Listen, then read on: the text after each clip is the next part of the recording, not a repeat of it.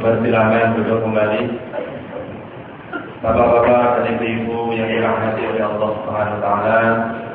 Kemudian marilah kita dengarkan dengan seksama, mendengarkan dengan tawadhu nasihat-nasihat mu'izah yang nantinya akan dilanjutkan dengan istighotsah dan doa yang akan disampaikan oleh pengasuh Pondok Pesantren Al-Fatah.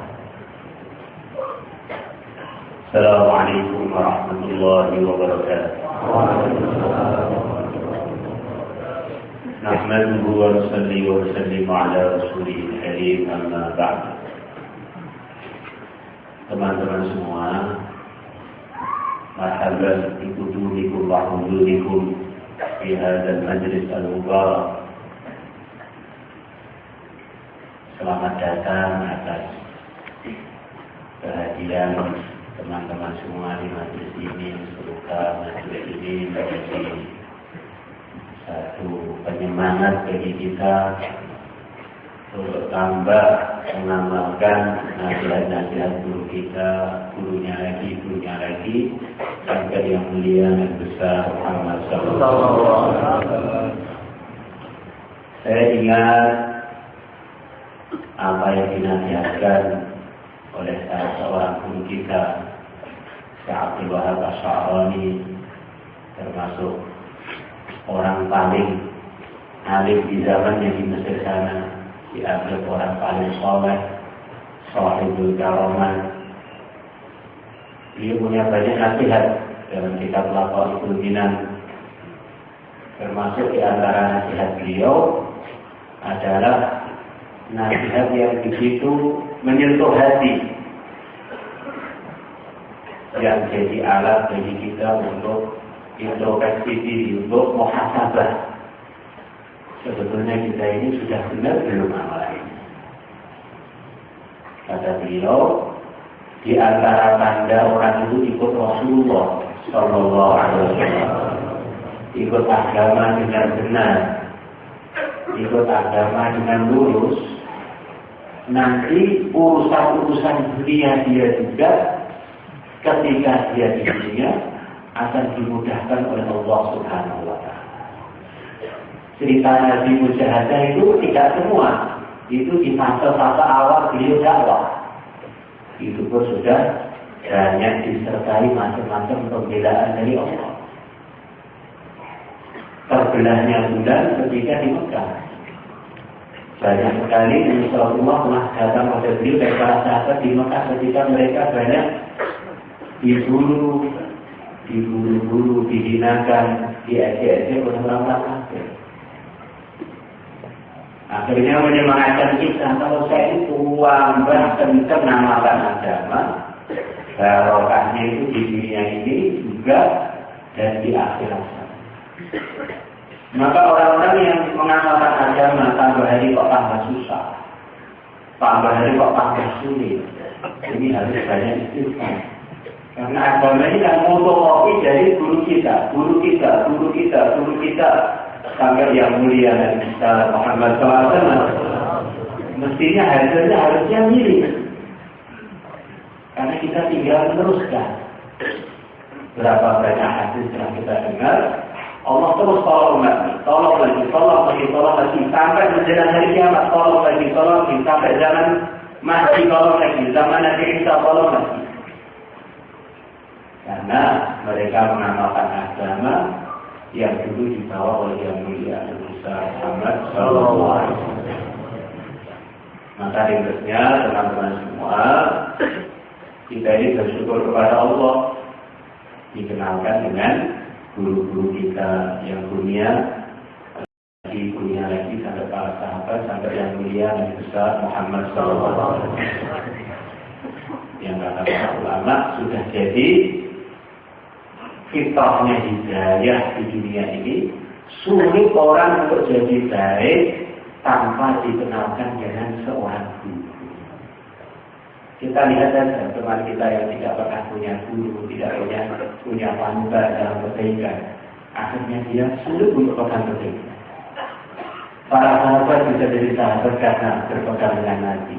para tabi'in, jadi tabi'in, karena pegang dengan para sahabat dan seterusnya, sampai ke guru kita, sampai kepada kita, insyaallah. Nanti kita syukuri, kita dikenalkan dengan pesantren Al-Fatihah, kita syukuri. Insyaallah Pak Hadir. Insyaallah. Dan kita termasuk bersyukur Pak Hadir. Sangat-sangat kita dalam pesantren Al-Fatihah ini, setahu saya, ini semuanya orang-orang yang makbul dan karirnya banyak, kalau perlu duitnya banyak. Maka sampai Al-Fatihah kok ketok melas, ingin gak duwe posisi sing penak, ketok roh yang para gurune kurang. Hubungan hatinya dengan guru-gurunya itu kurang, akhirnya dorongan untuk ikut menjadi berkurang juga. Karena dorongan itu dari kita di hati. Isinya apa itu yang akan mendorong kita untuk bergerak. Itu para hadirin, Masya Allah. Kalau orang ada robitoh, berarti satu hati dengan yang dirobitohi. Akhirnya apa saja kebaikan yang terjadi pada yang dirobitohi, dia akan kecipratan barokahnya juga. Seperti saya cerita Buyon tadi cerita. Kami bertiga, Pak Yai, saya, Pak Patah itu sering tanpa sepakat itu idenya itu sama. Hari ini tiba-tiba beli sepeda motor bareng. Kadang-kadang ingin beli sawah bareng. Kadang-kadang ingin nikah bareng. Wah, anjir. Tidak begitu ini. Karena banyak yang mau itu ternyata sempoyongan. Kita sudah biasa sempoyongan. Seperti beberapa tahun ini, Pak Yai semangat, istighfar malam panjang-panjang. Tiba-tiba saya Pak katanya malah nggak bisa tidur. Tiba-tiba nggak ada istighfar juga, walaupun tempatnya beda-beda. Jadi Masya Allah kalau orang itu ada satu hati dengan timnya, dengan jamaahnya, dengan guru-gurunya, nanti akan ada ilham-ilham yang mirip. Maka sampai kita bersyukur, maka kita juga meningkatkan suasana hati kita mencintai guru-guru kita sampai Rasulullah SAW. Termasuk yang dijalankan guru-guru kita, Ayatul Hizbi, itu kita benar-benar istiqomahkan. Sebagaimana pesan Pak Yai dulu, pesan Bapak kita, sampai Al-Fatihah kok rajin baca Ayatul Hizbi, di mana saja posisinya akan mudah. Santri kok kelihatan ingat ini merono rino, merana dan rino. Urip terang genah posisine dunia duwe akhirat yo ora diamale, iki ketok nek ra tau jogo kita. Salah satu kita, ini bekerja itu nih, kita minimal engine kali sonten itu sakit atau maghrib bisa juga lepas kasta. Menwiridan kuat atau seperti yang dijadikan Nabi berkatnya kalau orang wiridanya kenceng, Allah akan selamatkan dia dari godaan-godaan syaitan. Maknanya dia akan jadi orang takwa. Kalau jadi orang takwa, wa may yattaqillah yaj'al lahu makhrajan. Beres semua urusannya. Jadi kalau kamu jadi setan itu maknanya gimana? Jadi seluruh urusan. Allah akan tolong dia. Insyaallah kita baca berita kita insyaallah. Itu ayat saya dulu rahimahullah pulang dari Kerten. Satu tempat suluk tinggal di sana. Sebelum pulang ijazah macam-macam ijazah, termasuk ijazahnya ya Kafi, ya Waliyu, ya Fattah, ya Rajab. 4 asma Allah yang jadi amalan rutinnya para masyayikh tarekat Naqsyabandiyah. Beliau di pesan di kalau kamu amalkan ini lebih manfaat dari sawah berpuluh-puluh hektar. Kalau sawah belum tentu panen, kalau ini diamalkan mesti panen. Ya Kafi, ya Wali, ya Fattah, ya Rajab 360 kali. Ini kita ijazahkan pada teman-teman santri. Ratusan yang cerita pada saya, Masya Allah Pak, selepas saya amalkan itu, kantong saya nggak pernah sepi dari duit. Kemarin sebelum kita bangun terakhir itu, kita ngobrol-ngobrol dengan Pak Heri. Yang bangun makasih tak cukup.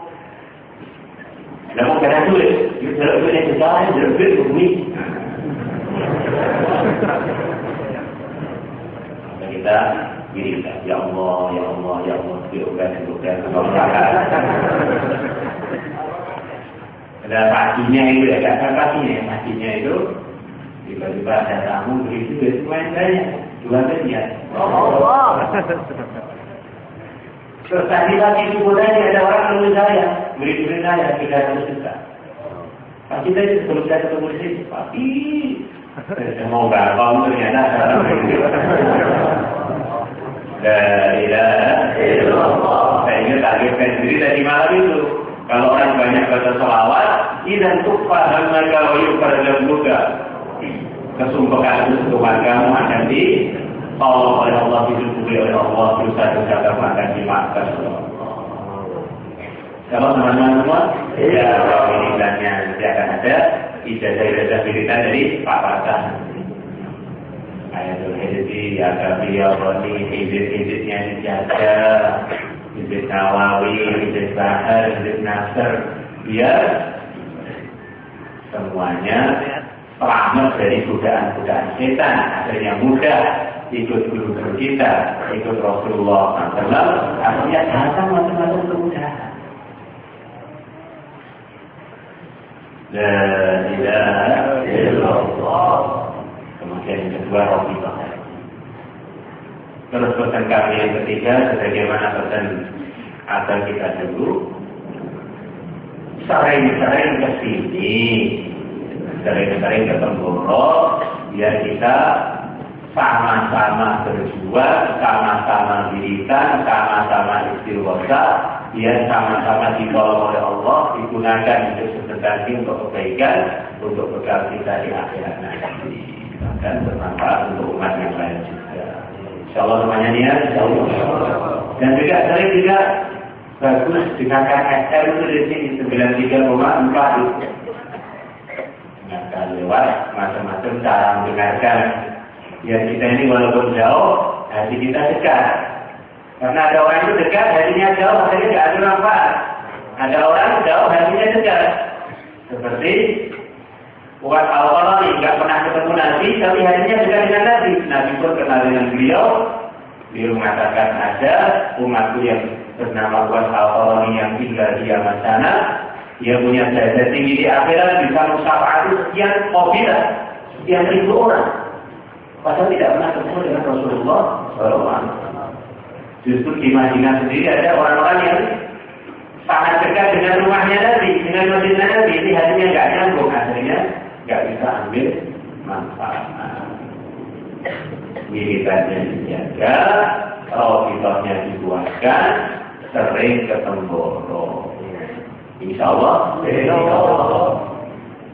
Kemudian teman-teman semua, alangkah baiknya kita ini semua ini sedikit banyak sekemampuannya ikut andil dalam memikirkan diri kita, keluarga kita, kampung kita, dan umat. Biar hidup sekali ini, kita ini punya tinggalan dan punya bekal yang banyak untuk akhirat kita. Karena bagaimanapun solehnya seseorang, kalau dia belum memikirkan usaha dakwah, ini kesolehannya masih kurang. Bahkan ada beberapa kali cerita orang yang tidak ada pikir dakwah, pikir memprihatinkan umat, masih dihitung orang boleh, doanya belum dikabulkan oleh Allah.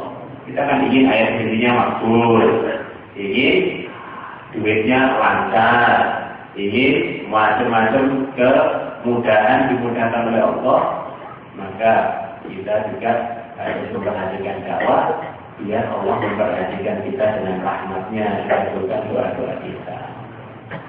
Insyaallah semuanya dia, insyaallah. Itu saja yang dari saya.